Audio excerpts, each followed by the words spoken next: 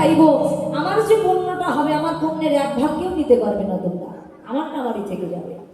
আর তোমরা বসে বসে যেটুকু নাম শুনবে গাইবে সেটুকু মঙ্গল তোমাদেরই হবে। হ্যাঁ, তাই সবাই মিলে গাইবে। হরে কৃষ্ণ হরে কৃষ্ণ কৃষ্ণ কৃষ্ণ হরে হরে। সবাই হাত তুলে গাইবে মাইরা। হরে রাম হরে রাম রাম রাম হরে হরে। হরে কৃষ্ণ হরে কৃষ্ণ কৃষ্ণ কৃষ্ণ হরে হরে। হরে রাম রাম রাম হরে হরে। হরে কৃষ্ণ হরে কৃষ্ণ কৃষ্ণ কৃষ্ণ হরে হরে। হরে রাম হরে রাম রাম রাম হরে হরে। নিতাই কৃষ্ণ কৃষ্ণ হরে হরে। হরে রাম রাম রাম রাম হরে হরে। হরে কৃষ্ণ কৃষ্ণ কৃষ্ণ হরে হরে। হরে রাম রাম রাম হরে হরে। হরে কৃষ্ণ কৃষ্ণ কৃষ্ণ হরে হরে। হরে রাম রাম রাম হরে হরে।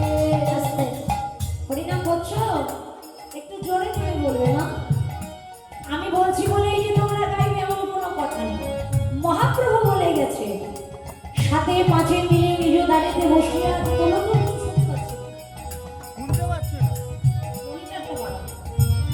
সাথে পাঁচে মিলে নিজ দাঁড়িতে বসিয়া কীর্তন করো সবে, হাতে তালি দিয়ে দাও, সবাই দাও, জোরে দাও।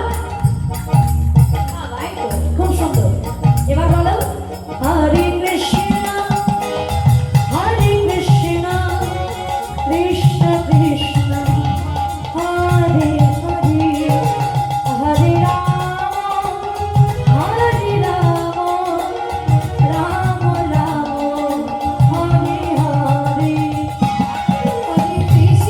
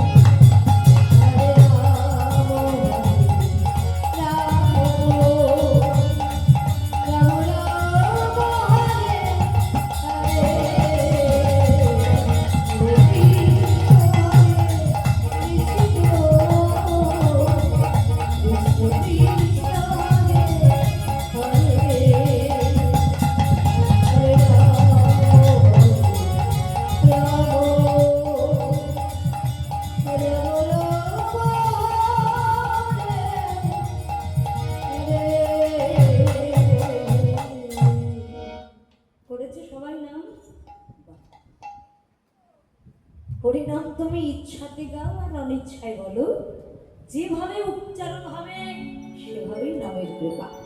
অনেকে আছে হরিবাসরে সবাই যে ইচ্ছাকৃত নাম বলে, এরকম হয় না। অনেকে মানে জোরের উপরেও কীর্তনিয়া বারবার বলে, ওই যে আমি যেমন বলছি, আমি যে সবার মঙ্গলের জন্য বলছি, এটা অনেকে বুঝতে পারছে না। হ্যাঁ, মেয়েটা বারবার বলছে একটু নাম করি অনিচ্ছা, হরে কৃষ্ণ হরে কৃষ্ণ। আমরা দাঁড়িয়ে থাকি, চোখ অনেক দূর যায়। তবে এখানে সবাই বলেছে, মনে রেখো মা, শাস্ত্র বললে হেরাই বা শ্রদ্ধায় যে নাম লয়, দিনে দিনে কৃষ্ণ ভক্তি তার হয় উপচয়। আরো বলছি, কৃষ্ণ নাম যদি কেহ গালি দিয়েও করে উচ্চারণ, তথাপি জানিবে তুমি তাহা মুক্তির কারণ। অজামিল দস্যু ছিল, নামের গুণে করে গেল, একমাত্র পুত্রকে ডাকিয়া নারায়ণ। নাম বদনে উচ্চারণ করলে নামের কৃপা তুমি পাবে। রামায়ণ কে রচনা করেছিল জানো? বলতে পারবে? রামায়ণ কে লিখেছিল? রামায়ণ বাল্মীকি মুনি। ওই তোমার মা বলছে, অনেকে বলছে, জোরে বলতে হবে। তা বাল্মীকি মুনি কে ছিল জানো? পূর্বজন্মে পূর্বে কে ছিল? রত্নাকর দস্যু। এই যে তোমরা কথাগুলো বলছো, আমার আনন্দ হচ্ছে। কীর্তন শুনতে গেলে একটু মাথা টাথা নেড়ে বলতে হয়, তাহলে আমরা ভাববো যে মন্দির শুনছি। তাহলে একজন দস্যু কি করে মুনি হয়ে গেল? যে ডাকা, যে শুধু পরের ক্ষতি করে গেছে, পরের ধন সম্পত্তি লুটপাট করে গেছে, সেই মানুষটা কি করে মুনি হলো? শুধু মুনি নয়, মুনি হয়ে রামায়ণ লিখে গেল। রামচন্দ্র জন্ম হওয়ার 60,000 বছর আগে রামায়ণ লেখা হয়েছে। বুঝলে মা? রামচন্দ্র জন্ম হওয়ার 60,000 বছর পূর্বে এই রামায়ণ রচনা করলেন যার নাম বাল্মীকি মুনি। তিনি ছিলেন একজন দস্যু ডাকা।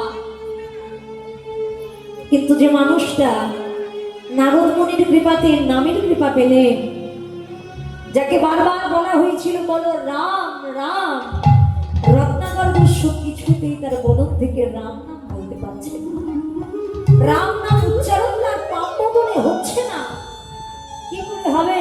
এই দেহে যদি সারাটা জনম পাপ হয়ে অপরাধ হয়ে যায়, ভগবানের নাম উচ্চারণ করা বহু জনমের সুকৃতির ফল সেটা। এই রাম নাম যখন বলতে পারলেন না, কায়দা করে, কৌশল করে, ছলনা করে নারদ মুনি বলেছিলেন যে গাছের ডালে তুমি বসেছো, ওই গাছের ডালটা কি ডাল? রত্নাকর দস্যু বললেন ওটা হলো মরা ডাল।